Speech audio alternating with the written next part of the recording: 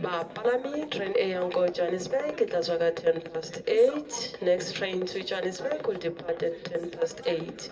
With the yellow train, we didn't have this facility.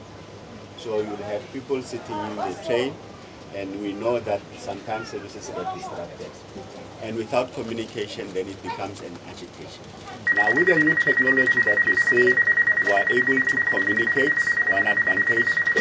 Under any emergency, a passenger is able to pull this lever, and the train will then observe the driver's reaction, and if it doesn't react, it automatically applies the brakes, because it assumes that there's an emergency, and if the driver doesn't acknowledge something is right, then the driver will be able to communicate with the passenger.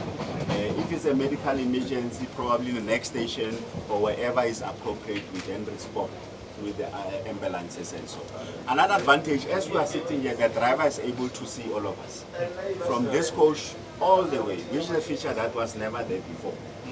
And then as you're going to engage some of the commuters, they will tell you that since the introduction of this train, they can carry their laptops, they can use their iPhone, everything, and is complemented by the deployment of security, including the members of the police. The train is reliable, very reliable, and it's not so costly, because when you check the fraction between using a taxi and a train, the difference is 10% of what I'm paying for the train compared to what I'm paying for a taxi. Yeah, and it's convenient. I would characterize the observations into three categories. The first is about the infrastructure. I think while the recovery has started, there are still many infrastructure challenges that are there, things that still need to be done. For instance, the fencing along the line is obviously really important. We rode from Naledi to Park Station.